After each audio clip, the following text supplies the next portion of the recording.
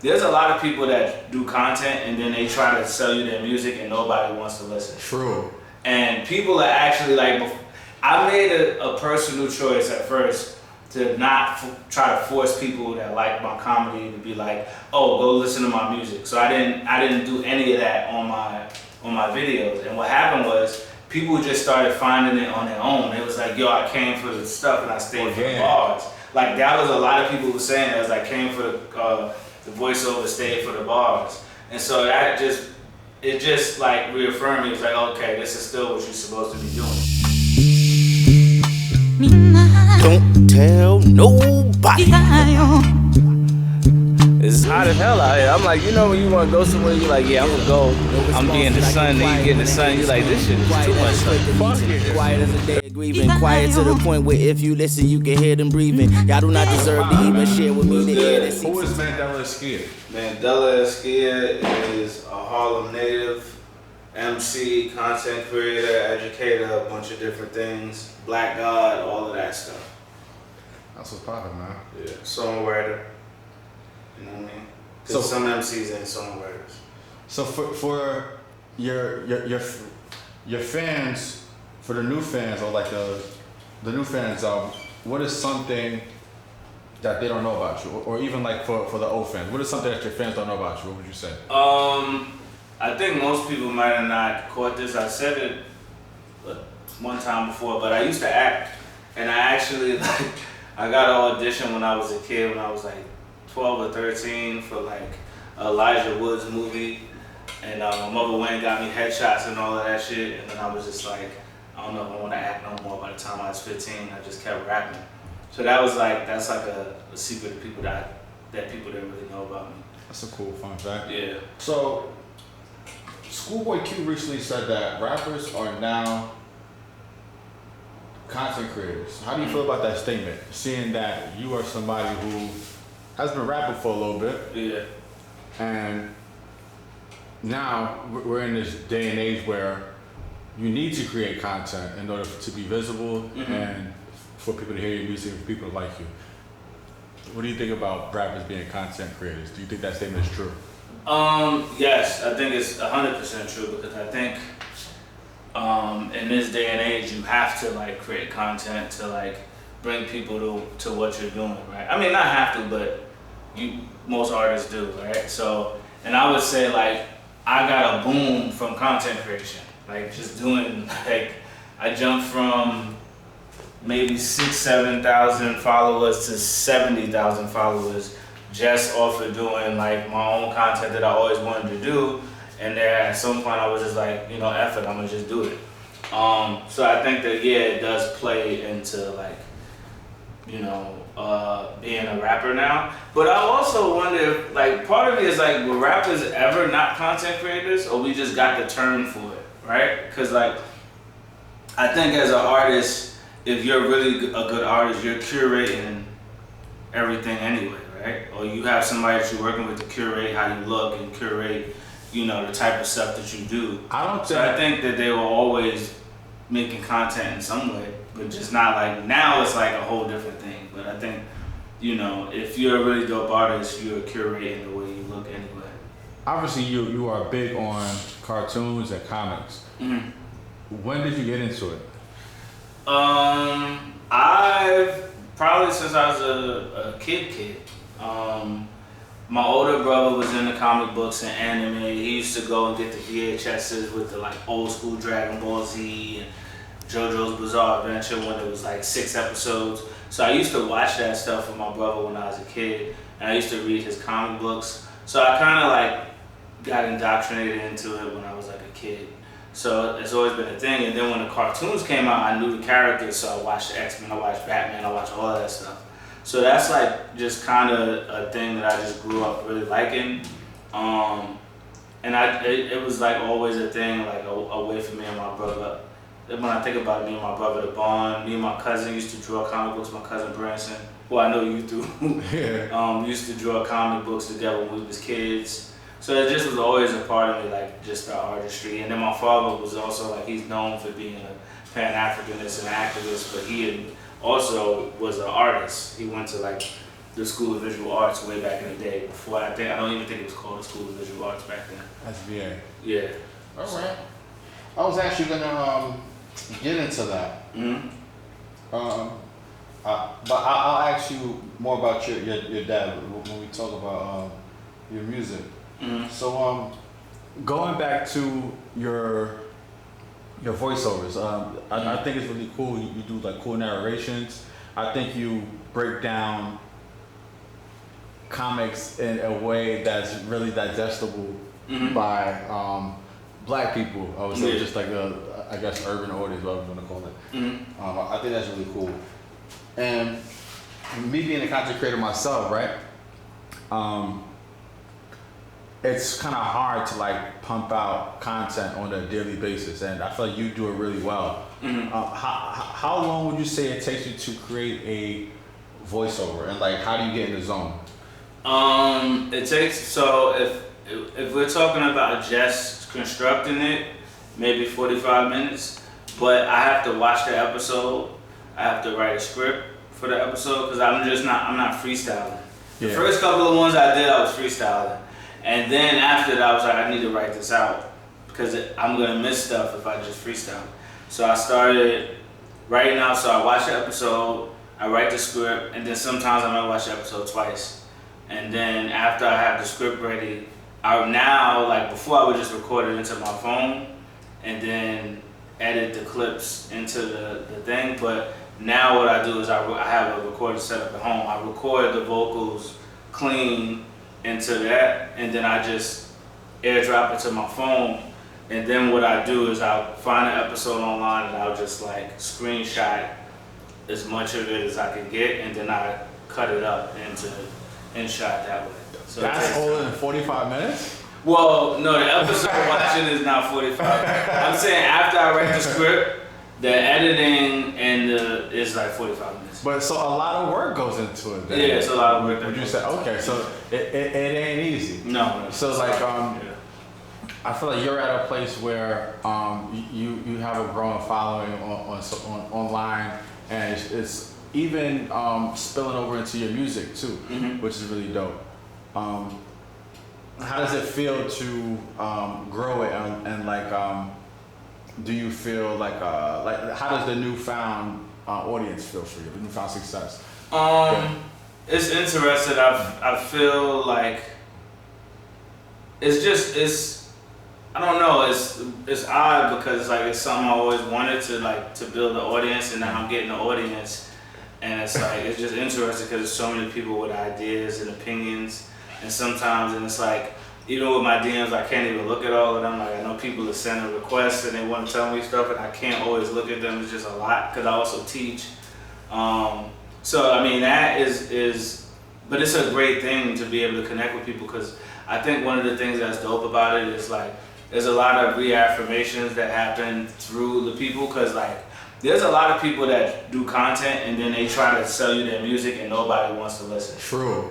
And people are actually like, I made a personal choice at first to not try to force people that like my comedy to be like, oh, go listen to my music. So I didn't do any of that on my videos. And what happened was people just started finding it on their own. It was like, yo, I came for the stuff and I stayed for the bars. Like that was a lot of people were saying that. It was like, came for the voiceover, stayed for the bars. And so it just like reaffirmed me. It was like, okay, this is still what you're supposed to be doing.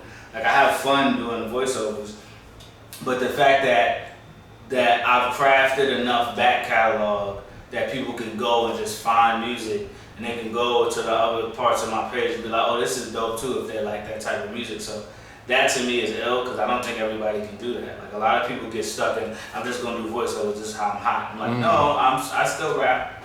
That's interesting. I still rap, bro. So your latest offering was titled Baba, right? Yes. What can you tell us about it, and why did you name it that?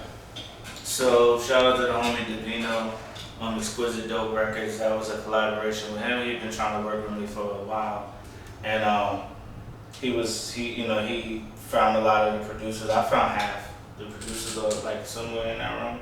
He found a lot of the producers, and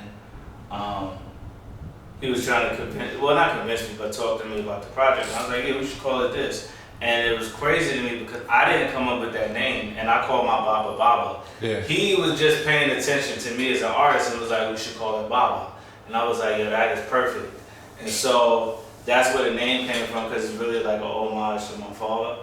And that's like, if you look at the cover of it, because it's only really on Bandcamp. If you want to listen to the whole album, you have to buy it. But a lot of the singles are on streaming. But if you look at the cover, it's like black, and in gold letters it says Baba. But the lettering is kind of made to look like, you know, back in the days my father did this thing, the Grand Models, right? And they had this thing called Naturally 62, you know, all of that old school stuff. And it was basically the Grand Model shows that they did. They had this specific lettering.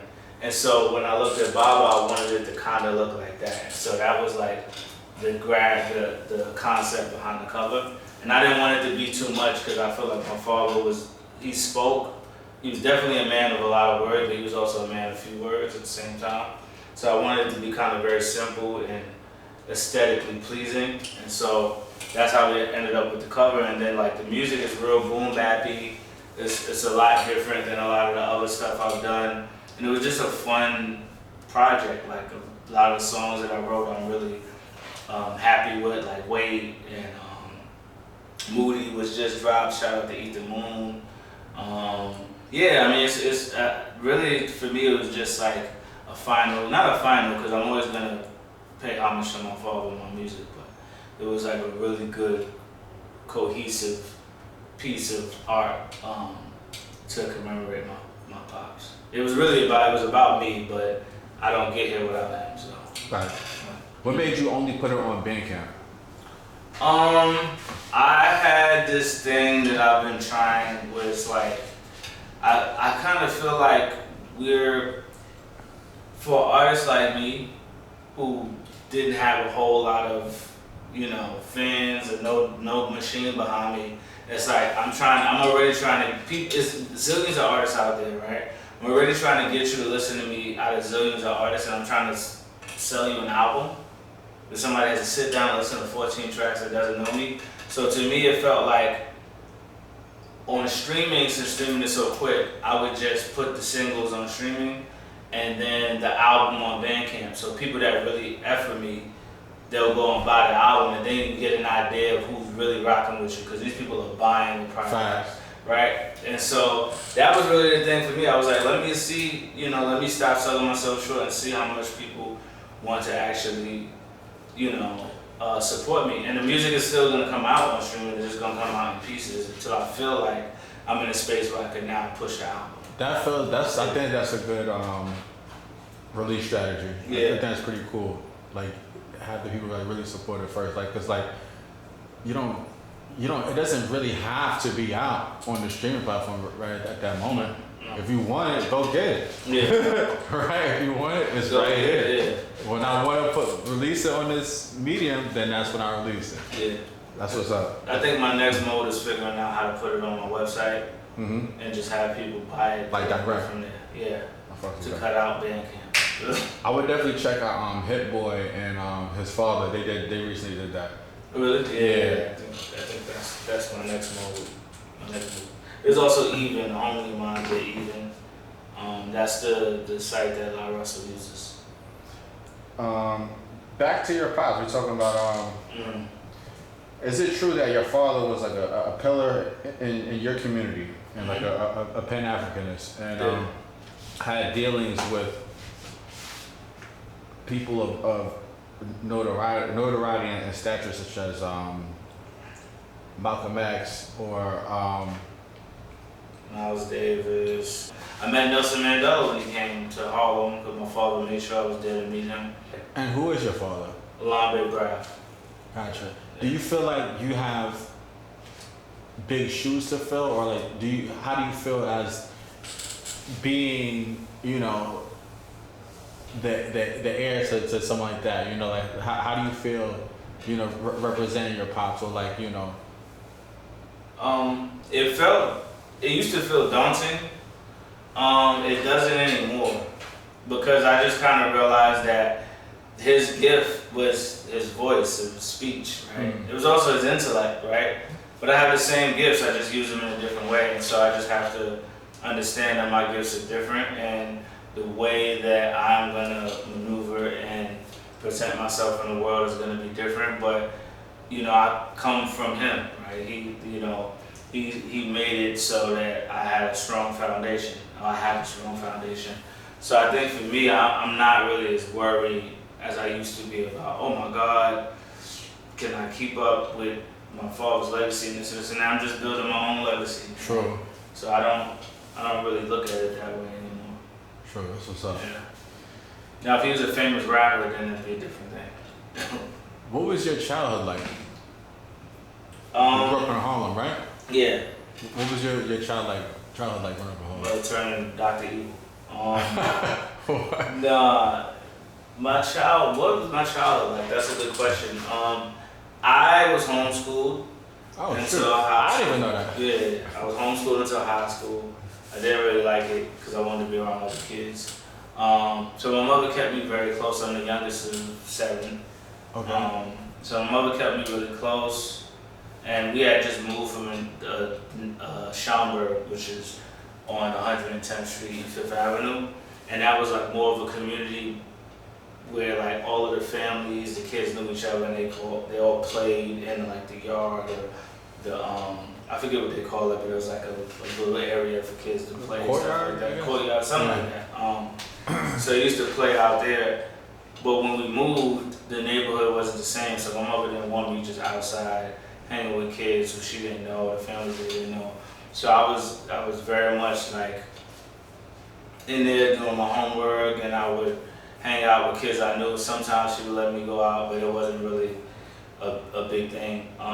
So I stayed and I watched a lot of cartoons. My father was there. He taught me a lot about racism inside of cartoons that I didn't always want to listen to.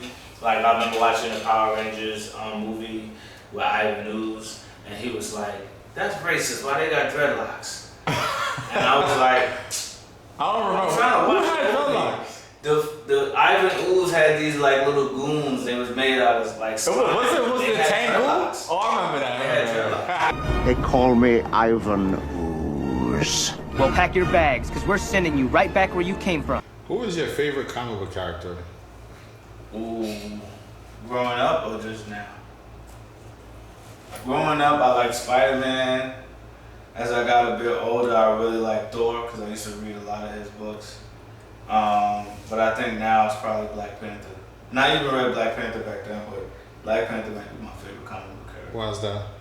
I don't know, he's just a dope character. One, he's like, I grew up in a Pan-African household, so to have this African king that, you know, that people was never conquered by Europeans was dope to me. And I just think he's a last character. He's mad smart. He's like physically strong. He's one of the best fighters in the Marvel universe. He generally always finds a way to get over on villains and people. I remember one time this comic book is recent, and the Venom symbiotes had taken over the Earth, but they couldn't get in Wakanda. Wakanda dealt with them. But yeah, I think he's dope. And with Thor, it was like I really just like the stories they wrote for him. Like I started reading Thor comics, and I was like, they write really. Thor's comics are underrated. Superman or Batman? Batman. Why Batman? Because Batman is cooler. True. Superman is like a little too. I don't like super duper overpowered characters. Yeah. Yeah. I feel what you mean. He's like a one-punch man type shit. Yeah. And I don't count manga as comics. Yeah. I mean, they are comics. They're Japanese comics. So. Because if it was that, I would have probably said it's Uriah Luffy. What has been your biggest hurdle in your music career? I think it would be between consistency and then also like just finding people that are willing to really work, you know, with me. Because I do a lot of stuff on my own, but also the thing is like, that's also by design because I'm just impulsive in certain ways. So when I'm ready to do something, I'm ready to do something. If you're not ready, you're not ready. So that's like a thing. But I think the biggest hurdle would be like that I don't have a specific team of people that do stuff for me. I think once I build that, then I'm out of here. But that would probably be the biggest hurdle for me. On top of that, I think also like networking, because I'm not the type of person that wants to just talk to you just because you can do something for me. So it's like, even when I used to hang out with y'all back, and it was difficult for me to make friends and connect with people, because I'm like, I'm only trying to talk to you because I feel like you can do something for me. I don't even really fuck. And you don't want to, you want a genuine connection. And I feel that, low key, bro. I feel that way, but a lot of cities is just like that, because motherfuckers, they come out here trying to get ahead, or you know what I'm saying, or people just come to you like, what do you do? Like, what? Yeah. Fuck you. This is weird. Yeah. So that, to me, that's always been a big thing, because I'm not a big at networking. Gotcha. And that's just because it's like, if we cool, and then we build a connection. But Fact. I don't just want to be talking to you just because you got something. Yeah. Funny. So, what's next for you, man? Like, music-wise or career-wise? I'm dropping a project with the homie Dollar Ben soon. It's called Mandella. Mandella Eskia, Dollar Ben, Mandella. That's cool. We just dropped a 2-pack, GPS and Brown Recluse, and that's doing well. So there's that. I got another project I'm working with the homies DUI out here in Miami. And so that'll probably be dropping soon. I've been connecting with my homie Vulcan. We're gonna be working on something. And then I got a project that I did during COVID that I still haven't dropped yet. So that's a bunch of things. And then I also want to get back on the Bury Me and Gold train. So like, hopefully me and I are gonna be dropping, Minecraft will be dropping something soon too. So that's really what it is. Like musically, I'm just trying to drop.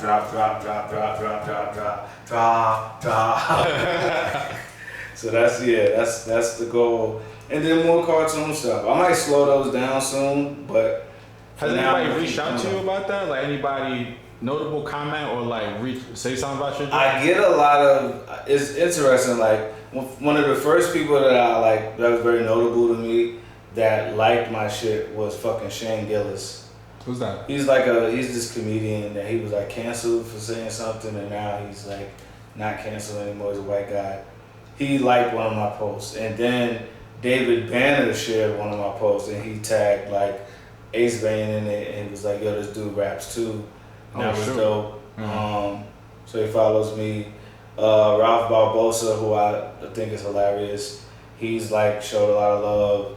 I saw who was Questlove shared some stuff. Winston Duke. Wow. I don't know if it's those people or the teams, but that's still cool visibility. Yeah, that's cool. That's cool as hell, man. So everyone's and then there's what's it Fauntleroy? James Fauntleroy? Yeah, that's wow. That's great. He interacts with the content.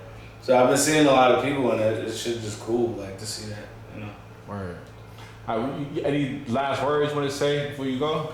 Yo, I don't even know, man. Shout out the homie, shout out We the Gods, the homie Mr. Dean, shout out my homie J Dell, Brooklyn Wildlife, Chris Carr, everybody that's been rocking with me for a long time.